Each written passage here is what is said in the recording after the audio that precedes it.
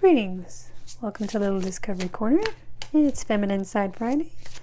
Today I've got my Elemental Empath deck out and got this one popping out. Honor the journey. Don't rush. Experience life. Respect others. Allow messes. Okay, this is something that's come up a little bit this month, which is give yourself a little grace. Take your time, one step at a time. When you get impatient, you tend to charge into things, maybe rush into possible new connections before you've had a chance to judge them, and before you've finished your healing. If you haven't finished your healing, you've got a stronger chance of regressing back into old patterns and getting stuck in old ways that are not healthy for you, and which will keep you from moving toward connections and new ways of living that are healthier for you and will contribute to your growth and maturity and wisdom as you grow older. Because that's the goal, right? To keep growing and maturing and keep learning and healing until, we get to the end of this life. And if you believe in reincarnation, then you will increase your chances of ascending to, say, a higher level. You'll start out the next life with a cleaner karmic slate. Maybe you'll have a more sheltered childhood in the next life and have better luck with relationships in the next life. Or if you don't believe in reincarnation, then increase your chances of good things. Whatever you believe in, increase your chances of good things happening at the end. And of course, if you don't believe in any of those, always learning and growing is just the part of being a well-rounded human. I heard a saying once that said the largest room in the world is the room for improvement. But anyway, the point is, take your time. Let yourself learn a little bit at a time. Take pauses to have some fun, relax in a healthy, nurturing, soul-feeding way. And let me see if this has anything to add. And this is earth energy. It's green. This is to invoke the earth element, and you can see she's surrounded by green. And so it's definitely staying in touch, staying grounded, getting out into nature. That's part of it too, to help you slow down, stop and smell the roses, as the saying goes.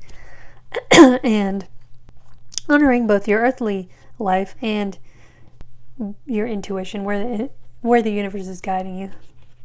Any new sense of spirituality you may be discovering that you vibrate with and resonate with. 43. Life is not a problem to be solved, but a reality to be experienced. Soren Kierkegaard. The Western world teaches us to maniacally rush from one thing to the next, juggling family, career, health, a social life, and personal interests. It's an unrealistic standard and unhealthy long term. With so much instant gratification at our fingertips, it's easy to get caught up in wanting things to happen or change right now. Things take time, some more than others. As in the art for this card, rushing the process can be like wishing a baby would come before it's ready. And even then, it's hard to pinpoint the exact time. There is a flow and process to the things that happen in life, and while rushing to get to the end may work sometimes, it usually leaves us stressed and exhausted. Enjoy the time now to invite more balance of work, play, and friends. This is also true for the healing journey. We see spiritual leaders who claim they had one spiritual awakening moment and everything changed.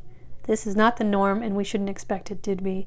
Okay, here I'll pause and say, in the spirituality community, there is a lot of people who think they had one moment and they were fixed, they were changed, they were awakened, and they can teach everyone now. 9 times out of 10, they are not finished healing, and they're just kind of compensating for something. So, honest channelers,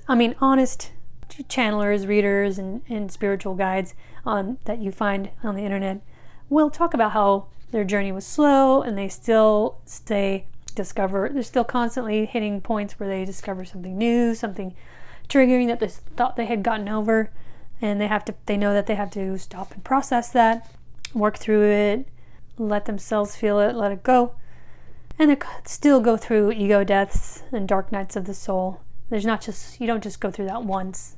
It'll happen. You get a little more used to it, as you get a little more adept at weathering it once you've gone through your initial spiritual awakening.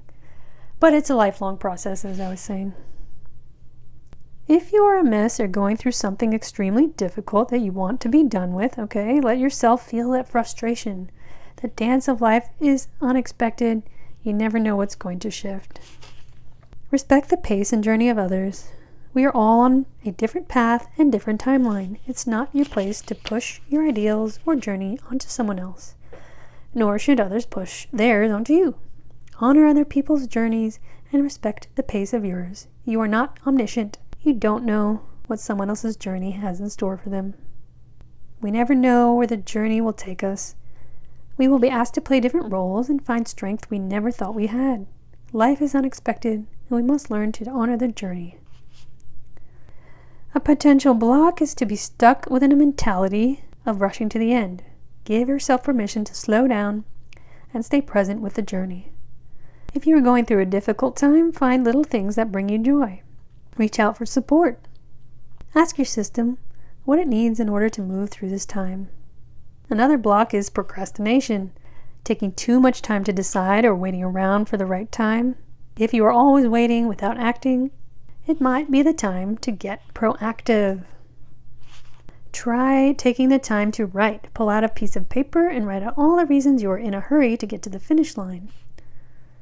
Or all the reasons you are putting off starting whatever work needs to be done, whatever reflecting and healing needs to be done, or reaching out and, say, atoning for past mistakes needs to be done. Why are you in a hurry, or why are you procrastinating? If some of them are too heavy or triggering, you can skip them. And then with your hands over your chest, choose one statement and say, even though I believe blank, I am open to trusting a different process and timing. If you aren't ready for this, tell yourself, I want to be open to trusting a different process and timing, or whatever variation feels good to you. Let the statements sink in. These kinds of affirmations are great because they affirm how you feel, while opening to the possibility of change. If you're ready for a total reset, change up the phrase to fit you. All right. I would also recommend looking up guided affirmations online. Those are helpful too. I definitely relied a lot on those when I was starting out my spiritual journey. They're very helpful, and you sit and listen to them, and you can say them, repeat them out loud or say them in your head, but just really try to vibrate and resonate with the words, and it'll help you slowly start to shift your mentality. All right, I think that'll be good for today. I will see you next time.